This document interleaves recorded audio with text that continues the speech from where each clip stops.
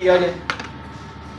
दूसरा, people who visited specific web pages.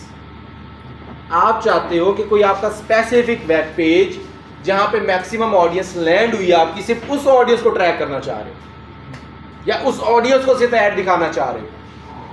For example, आपकी 3 से 4 कलेक्शंस थी, एक आपका मेन पेज था, एक आपकी समर कलेक्शन थी, एक विंटर थी, एक ईद कलेक्शन है, 3-4 कलेक्शंस थी। आप किसी एक कलेक्शन के ऊपर जो ऑडियंस लैंड हुई है उसको दोबारा रीटारगेट अगर करना चाहते हो तो आप किस पे जाओगे? स्पेसिफिक पेज पे। आगे, विजिटर्स बाय टाइम स्पेंड। आपका जो विजिटर है उसको अगर आप टाइम ड्यूरेशन के अगेंस्ट का टारगेट करना चाहते हो, मींस एक विजिटर है जिसने मेरी वेबसाइट पे 1 मिनट लगाया, 30 सेकंड लगाए, 20 सेकंड लगाए। अब जिसने 1 मिनट लगाया विच मींस कि वो मेरी वेबसाइट को बहुत ज्यादा स्क्रॉल कर रहा था।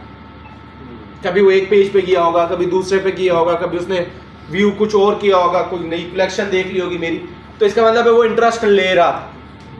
तो आप ऑडियंस को विजिट बाय टाइम स्पेंड के साथ भी टारगेट कर सकते हो। ठीक है, पहले 3 इवेंट्स की समझ आई। ऑल वेबसाइट विजिटर्स क्या है? वो तमाम जो हमारे वेबसाइट पे लैंड हुए। स्पेसिफिक पेजेस वाले कौन से हैं? जो हमारे स्पेसिफिक पेज के ऊपर गए। तीसरा, टाइम स्पेंड, जिन्होंने कुछ टाइम स्पेंड किया हमारे साथ। इसके बाद आता है view content, sorry page view. Overall हमारे पेज को व्यू किया, वेबसाइट पेज को। यहाँ पे इंस्टाग्राम या फेसबुक नहीं कह रहा, वो वेबसाइट पेज को जिन्होंने व्यू किया है उनको रीटारगेट अगर करना चाहते हो। Next one, view content. Specific मेरा कंटेंट देखा, मींस स्पेसिफिक प्रोडक्ट्स को उसने देखा जाके। कोई एक जोड़ा मेरा उसने समर से देख लिया, नेक्स्ट विंटर में गया, वहां से मेरा आर्टिकल देख लिया, तो वो कौन है? View content. Add to cart, जिन्होंने सिलेक्ट की प्रोडक्ट और ऐड टू कार्ट तक गए। इससे आगे सर्च, वो लोग जो आपकी वेबसाइट के अंदर सर्च बार में गए और कोई स्पेसिफिक प्रोडक्ट या कोई कीवर्ड्स के अगेंस्ट सर्चिंग की, उनको रिटारगेट करना चाह रहे हो। तो अब समझ कुछ माइंड में आ रही है कि मिडल फनल और बॉटम फनल किस तरह बन रही होती है, ऑडियंस ट्रैक किस तरह हो रही है। आप अपने मोबाइल्स पे जो जो एक्टिविटी किसी भी वेबसाइट पे जाके कर रहे होते हो वो सारी की सारी हमारे पास ट्रैकिंग में आ रही है, और उस ट्रैकिंग की बेस के ऊपर हम मिडल बॉटम फनल्स बनाते हैं। कोई भी ब्रांड है, उसकी कोई भी मिडल फनल या बॉटम फनल चलाने से पहले आप उसका एक एनालिसिस कर रहे होते हो। एनालिसिस मींस अगर आप चाहते हो कि लास्ट 30 डेज के ऐड टू कार्ट को आपने टारगेट करना है, तो आपने क्या करना है? कस्टमाइज कॉलम में जाना है और ऐड टू कार्ट का एक फिल्टर ऐड कर देना है। तो आपको आइडिया हो जाएगा कि लास्ट 30 डेज में मुझे ऑर्डर्स कितने आए और ऐड टू कार्ट कितने थे। मिसाल के तौर पे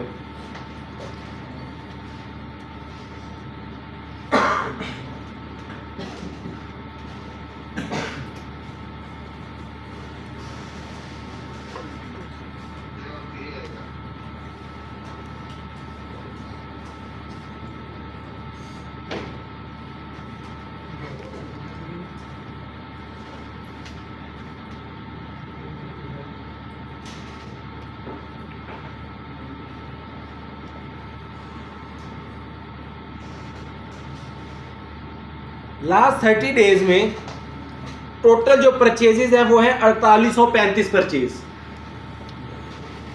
ठीक है, यानी कि एक अच्छी ऑडियंस आई जिसने कम से कम 4835 ऑर्डर्स हमारा एड्स के ऊपर आके जनरेट करवाया।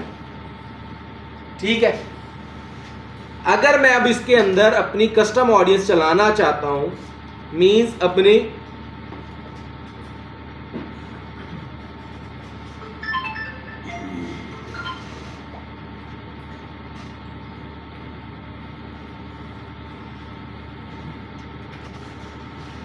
कितना ऐड टू कार्ट आया हुआ है?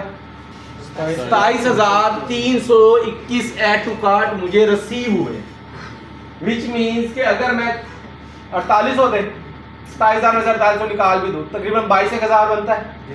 अब 22,000 का एक नंबर ऐसा है, ये वो ऑडियंस है जो मेरे पास आई, वेबसाइट पे गई, व्यू कंटेंट भी किया, वहां पे अपनी इंफॉर्मेशन भी पुट की, ऐड टू कार्ट तक गए हैं वो लोग, मिनिमम ऐड टू कार्ट तक वो लोग जा रहे हैं। तो इसका मतलब क्या है? इंटरेस्ट शो कर रहे थे आपकी प्रोडक्ट के अंदर। अब अगर वो इंटरेस्ट शो कर रहे थे तो विच मींस हम उनको दोबारा रीटारगेट करें। अब इसकी एक एग्जांपल मैं आपको देता हूं।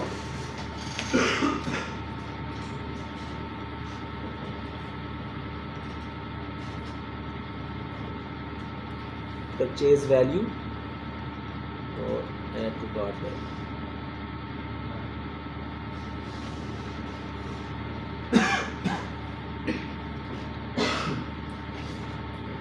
फिर ये किया मैंने वैल्यूज निकाली हैं। वैल्यूज ये कि परचेज जिन्होंने किया, जो ऑर्डर मेरे पास 4700 या 4800 जनरेट हुआ है, उसके अगेंस्ट जो सेल वैल्यू है वो 1,74,00,000 रुपए की। ये वो वैल्यू है जो मेरी परचेजिंग आई है। लेकिन अगर जितनों ने ऐड टू कार्ट किया था वो सारे परचेजर तक जाते तो मेरी वैल्यू क्या होती? 7 करोड़। कितनी वैल्यू है जो मेरी पाइपलाइन वैल्यू में पड़ी है? 5.5 करोड़ के करीब पड़ी है वैल्यू। Yes sir. इसमें से 30% 40% भी वापसी ऑडियंस मेरी आती है। 7 करोड़ का 30% निकाल दो, ठीक है। अब समझे रीटारगेटिंग कैंपेन्स हम क्यों चलाते हैं, मिडल फनल या बॉटम फनल पे क्यों जाते हैं? क्योंकि एक अच्छी वैल्यू जो हमारी कन्वर्ट नहीं हुई, जो ऑडियंस हमारी कन्वर्ट नहीं हुई, उसको रीटारगेट करने के लिए हम बॉटम ऑफ द फनल की तरफ जाते हैं। अब समझ आई? कोई कंफ्यूजन इसमें? आप तो नहीं भूलेगी बॉटम फनल? सेम यही चीज मिडल फनल के लिए भी है। कोई भी रीजन हो सकती है यार, वो मे भी उस टाइम पे किसी और प्रोडक्ट की तरफ चले गए, इंटरनेट इशू आ गया, अकाउंट में पैसे ना हो, कुछ भी हो सकता है। उस टाइम पे माइंड चेंज हो गया, कोई और चीज उनको सिलेक्ट करनी आ गई। समटाइम ऐसा होता है इंटरनेशनल ट्रांजैक्शन एक्टिव नहीं होता, फिर भी नहीं वो तो एक्टिव है इसके ऊपर सारी, नहीं जो कस्टमर हाँ। कार्ड लगा रहा होता है, कार्ड ना लग रहा उसका। तो ये सारी चीजें वैलिड है। अब अगर एक और मैं इसके अंदर फिल्टर लगाता हूं मिडल फनल के लिए, कि हमें मिडल फनल की तरफ क्यों जाना चाहिए, कस्टमाइज कॉलम पे जाओ,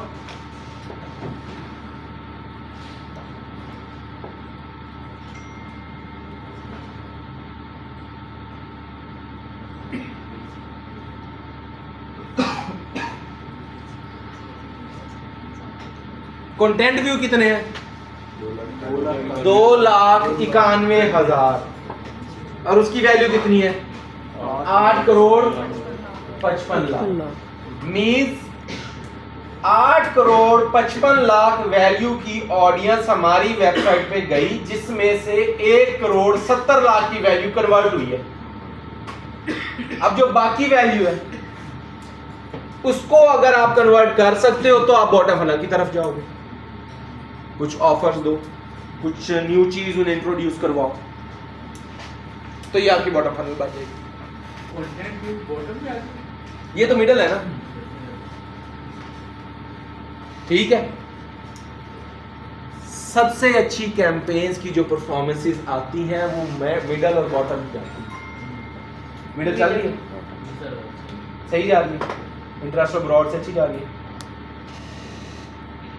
क्यों? क्योंकि उनको आपको अपने ब्रांड के रिलेटेड बताने की जरूरत नहीं होती कि हम कौन हैं। वो ऑलरेडी आपके साथ कहीं ना कहीं इंटरेक्ट हो चुके हैं, वो आपके नेम को पता, उनको पता है आपका नेम का। मिसाल के तौर पे आज जे डोर फ्लैट 30% ऑफ लगा दे, आप में से कौन है जो मिल जाएगा? विजिट जरूर करेगा, चाहे लेनी है या नहीं लेनी, ठीक है। उसको आपको ऊपर उसको ज्यादा इन्वेस्ट करने की जरूरत नहीं है, क्योंकि आपका ट्रस्ट एक बन चुका है। कि मेंस वेयर में जेड और से अच्छा कपड़ा या सूट आपको कोई नहीं दे सकता, मिसाल है, या गुल अहमद से अच्छा कपड़ा नहीं दे सकता आपको कोई, तो आप क्यों जाओगे? क्योंकि आपका ट्रस्ट बन चुके हैं। सेम इसी तरह मिडल और बॉटम फनल में ऑडियंस वही फॉल कर रही होती है जिनका आपके ऊपर ट्रस्ट बन चुका होता है। कोई कंफ्यूजन मिडल बॉटम में? No sir. पक्की बात है अभी? हाँ, नहीं कोई कंफ्यूजन नहीं। सर इसमें मुझे एक चीज़ बता दें कि जो आपने डेज रखे थे ना, जो 90 डेज वाला पीरियड था वो कम भी हो सकता है या उससे और भी? आप 28 डेज कर लो, आप 14 डेज कर लो, ठीक है। अगर आपकी वेबसाइट पे यहाँ पे इतना डाटा है कि 14 डेज का डाटा भी इनफ है तो आप 14 डेज पे दो, आप ना आ जाओ। ये बड़ी वैल्यू है 30 डेज की, 8.5 करोड़ का। अगर वो दोबारा इसको कन्वर्ट करना है हमने बस। दोबारा परचेज करते हैं ये तो अच्छी खासी 85 करोड़। आप यहाँ पे देख रहे हो बाकी सारी कैंपेन के आपको ROS शो हो रहे होंगे। सर ये 85 करोड़ का कौन सी? वो 0.3 8 करोड़ है भाई, 0.30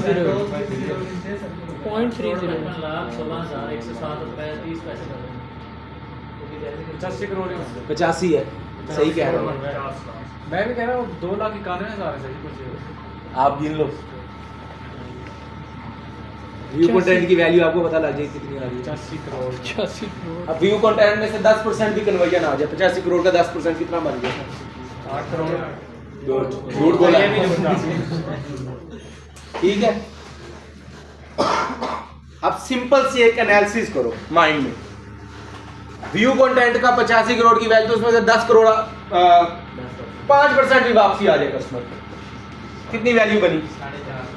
4.5 करोड़ आपकी ओवरऑल सेल के अंदर ऐड होता है। बॉटम फनल का 5% उसका भी रखो तो 60-70 लाख, 1 करोड़ भी वहां से वापसी आ जाए। मींस 5 करोड़ की तो सेल डायरेक्टली आप वापसी ला सकते हो अपने कस्टमर को। जिस ब्रांड की 2 करोड़ जा रही है अगले महीने वो 7 पे जाए, वो क्या लुडियन डालेगा? वो आपको चाहे 5 या 6% के ऊपर भी लॉक करना चाहे वो करेगा आपको, क्योंकि आपने सेल ग्रोथ दी है उसे। समझ आई बात की कि ये क्यों इंपॉर्टेंस रखी है इतनी? ये वो कैंपेन्स हैं जो स्टार्टर्स को पता तक नहीं होती कि मिडल और बॉटम फनल चलती कहां से, कस्टम ऑडियंस बनती कहां से, किस बेसिस के ऊपर आप बनाते हो। आपका बैक एंड पे एनालिसिस क्या होना चाहिए कि आप